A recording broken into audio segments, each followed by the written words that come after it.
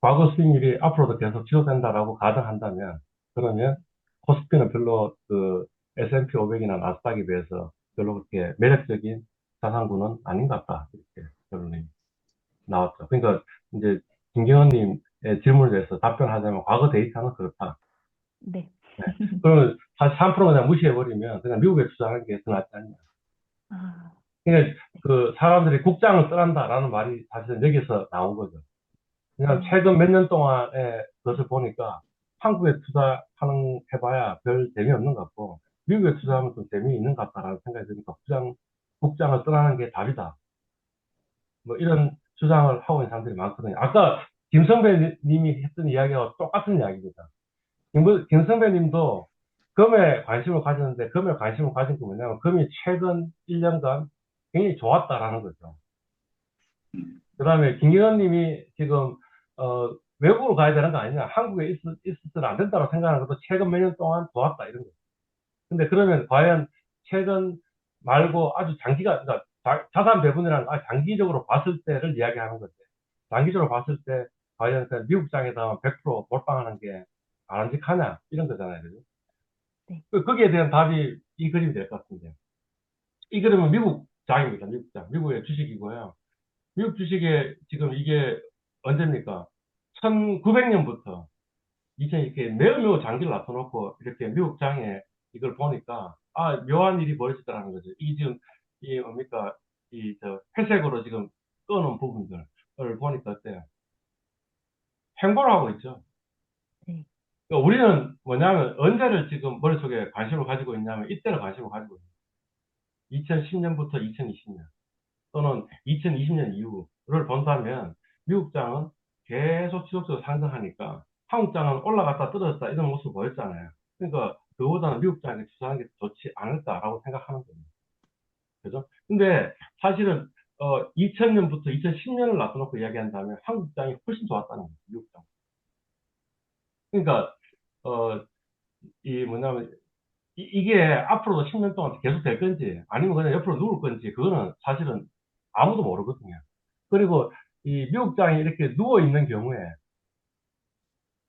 그때 그 어느 장이 좋았냐라는 걸 보면 한국장이 훨씬 좋았거든요. 그러니까 그런 걸 생각해 본다면 우리는 지금 10년, 20년, 30년 이렇게 투자해야 될 사람들이지 지금 하루에 내가 얼마를 벌었느냐, 이번 1년에 얼마를 벌었느냐를 이야기할 사람이 아니니까 그렇게 이야기한다면 그러면 사실은 한국 주식이 좀 있어야 되는 거예요.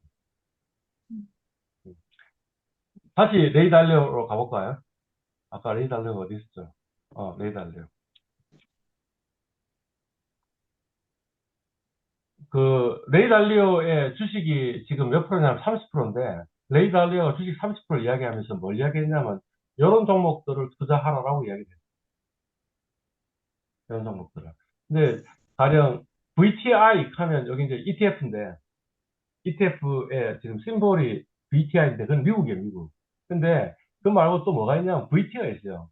그러니까 그냥 미국 말고 나머지 나라도 투자해야지 오히려 더 그게 옵티멀이더라는 거죠, 자기가 보면. 네. 그 다음에 이 사람은 또 특이하게 뭐 이 MCHI가 뭐냐면 중국 ETF거든요. 그러니까 전 세계 ETF 말고 중국 ETF도 좀 썼어야 된다라고 하고 있는. 그러니까 이게 그 지난 1년 동안 보면 중국에 투자하는 건 별로 재미가 없었던 거죠. 근데 최근 뭐 1개월 정도로 앞으로 보면 중국이 상당히 재미있었겠죠. 그죠? 예. 그러니까 이제 그래도 약간 썩는 게 안 썩는 것보다는 훨씬 더 나을 것 같다. 이런 겁니다. 내가 전 세계를 썩기는 좀 힘드니까 그러면 그냥 전 세계에 투자한 게 있어요. 그러니까 이건 이제 미국 시장에 상장되어 있는 VT 카르는 미국 시장에 상장되어 있는 ETF인데 이런 거에 투자하시던가. 근데 미국에 투자하면 뭔가 우리가 좀 거래 비용도 많이 내고 여러 가지 문제가 있으니까 그렇다면 그냥 한국하고 미국하고 이렇게 쓰는 거죠. 미국 S&P 500을 따라간다든가 미국 나스닥을 따라가는 ETF가 한국에 상장되어 있잖아요. 그 다음에 한국 코스피를 따라가는 ETF도 상장이 되어 있잖아요. 그러니까 그것들을 이렇게 섞어가지고 하시면 되겠다. 비중을 어떻게 하는 게 좋을까? 아, 그래도 미국 장이 좀 더 나을 것 같아. 그러면 미국은 한 70%, 한국은 한 30%이 정도 섞는 건 괜찮은데 아, 미국이 지난 10년 동안 괜찮았으니까 미국을 100% 한국은 0%. 이렇게 하는 거는 만약 아까 봤던 그 10년이, 만약 앞으로 10년이 요 시기라면, 그러면 손가락 빨고 있는 거죠. 그래서 제목이 미국이 대체로 졌지만 몰빵하면 10년간 손가락 빨 수 있다. 라고 여기 메시지를 제가 들었던 이유가 뭐냐면 바로 그런 이유인 거죠. 네. 오케이, 좋습니다. 그러면 이제 진도를 이제 넘어가도록 하겠습니다.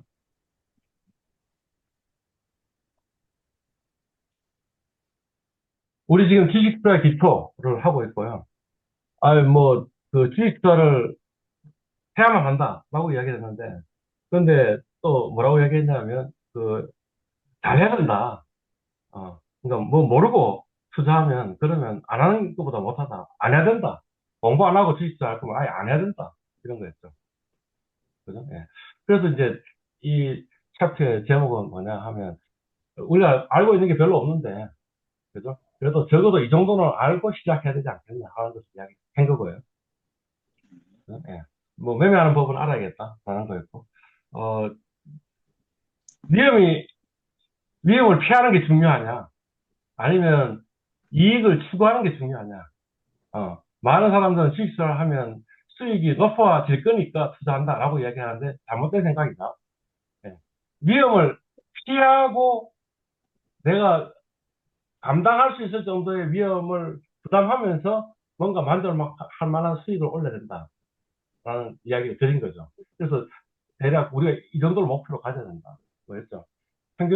연평균 수익률은 한 10% 정도. 근데 연변동성도 한 10% 정도. 그러면 사실은 손실이 나긴 나는데, 그렇지만 손실 날 확률을 상당히 줄이게 된다. 이렇게 말씀을 드렸습니다.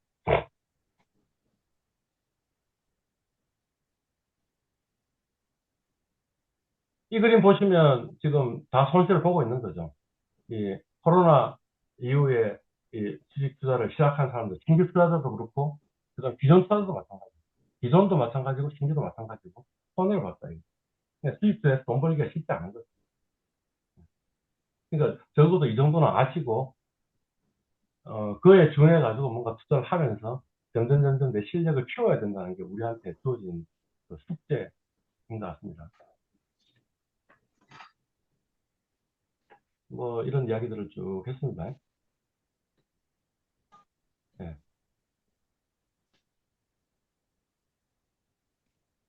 그죠? 예.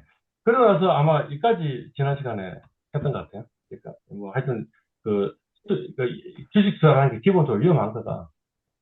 내가 받아들일 수 있는 정도의 위험을 받아들여야 된다. 이런 이야기를 했고요. 그래서 이익 기회를 추구하시면 안 되고 손실을 어떻게 하면 회피할까 이게 우선돼야 된다라는 이야기. 그러면 어떻게 손실 회피를 할 수 있을까라는 질문을 이제 우리가 던져야 되고요.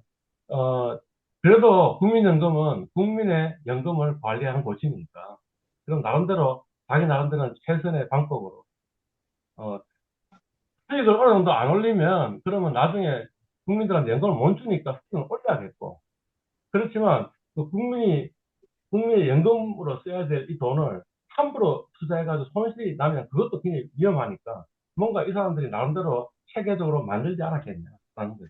그러니까 어쩌면 우리가 그냥 국민연금에 투자하는 방식 비슷하게 하면 좋지 않겠냐. 그래서 국민연금을 하나 소개해드리려고 합니다. 그래서 국민연금이 하고 있는 게 뭐 어떻게 하고 있냐. 아직 그 용어는 모르지만 전략적 자산배분, 전술적 자산배분, 종목 선택 이렇게 이 세 가지로 나누어 가지고 아예 부서가 나눠져 있어요. 이 전략 자산 배분하는 부서하고 전술 자산 배분하는 부서하고 종목 선택하는 부서가 아예 나눠져 가지고 그 역할들을 각각 수행하도록 이렇게 되어 있다는 거죠. 우리는 부서를 나눌 수 없잖아요. 제가 개인 투자자인데. 그러니까 그렇지만 저의 영역을 세 영역으로 나눠 가지고 그래서 이 세 가지 의사결정을 하나씩 하나씩 하는 게 좋을 것 같다. 그런 이야기가 되겠죠. 예. 어, 요게 그 국민연금의 그 기금 체계입니다. 300명이 지금 운영본부에 있고요. 770조 원의 거액을 지금 운영을 하고 있습니다. 근데 놀라운 사실은 뭐냐 하면 88년부터 2020년까지 연 5.46% 이렇게 한 수익을 올린 거죠. 그러니까 이 굉장히 잘하고 있는 겁니다. 그러니까 이 사람들이 그 부담하고 있는 위험 대비해서 생각해 본다면 굉장히 잘하고 있는 거예요. 이게 굉장히 잘하고 있다라는 것에 하나의 비교가 될 수 있는 게 뭐냐? 우리 퇴직연금 붙고 있잖아요. 근데 그 퇴직연금에 모든 퇴직연금들 전부 다 평균 내가지고 최근 5년간 그 수익률을 계산해 보면 1.76%. 은행에다 예금한 것보다 못해요, 지금. 예. 그러니까 그거에 보다는 국민연금이 훨씬 낫지 않냐라는 거죠. 근데 왜 이 사람들은 위험을 별로 부담하지 않으면서 그래도 이 정도로 그래도 그나마 이런 좋은 수익을 올리고 있냐 하면 아니 국민의 돈을 운용하고 있잖아요. 그러니까 감시가 굉장히 심해요. 그러니까 체계적으로 자산 운용을 할 수밖에 없는 거죠. 일단 감시가요. 뭐 대통령도 감시하고요. 기획재정부도 감시하고요. 주무부서는 보건복지부인데 보건복지부도 감시하고요. 이 사람들이 잘 못할까 싶어서 국회를 감시하고 있어요. 그죠? 그리고 그 안에 여러 위원회들이 있고요.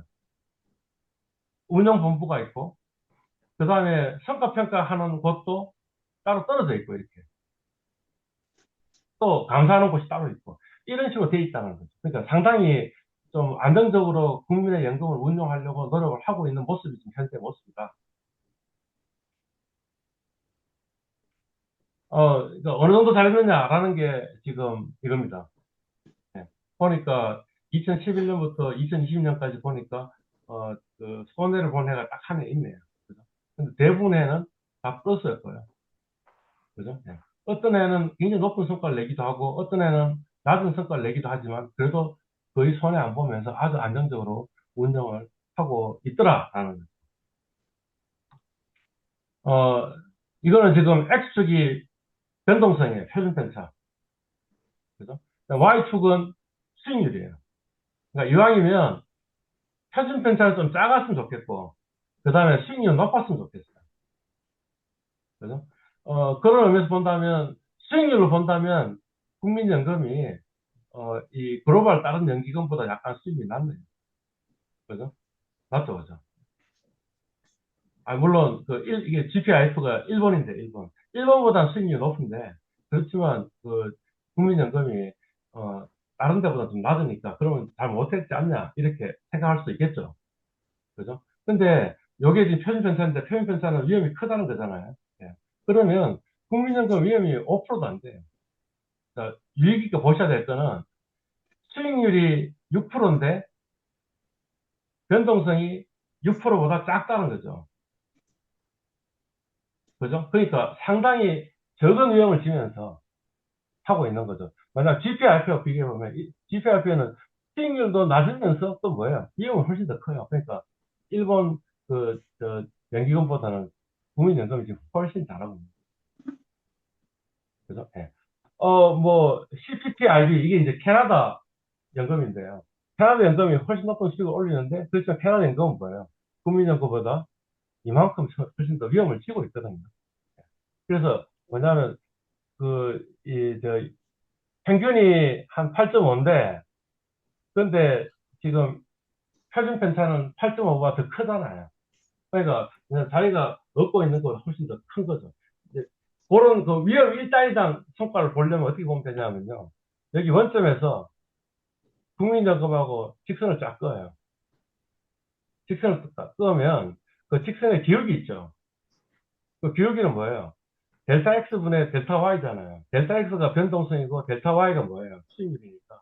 변동성 1단위당 수익을 얼마나 올리느냐. 변동성, 단위 변동성당 수익이 얼마냐라는 걸 측정하는 게 요 직선의 기울기죠. 그걸로 보신다면, MPF는 지나가는 직선이 요 직선이잖아요. 그죠? 근데 CPPIB는 어떻게 돼요? 그거보다 직선의 기울기가 완만하죠. 완만하다는 말이 무슨 말이냐 하면, 어, 수익을 더 올리긴 했지만, 대신에 위험을 더 많이 져가지고, 그렇게 위험 1단위당으로 본다면 효율적으로 수익을 올린 것은 아닙니다. 이런 이야기 하는데, 그러면 글로벌 연기금 중에 가장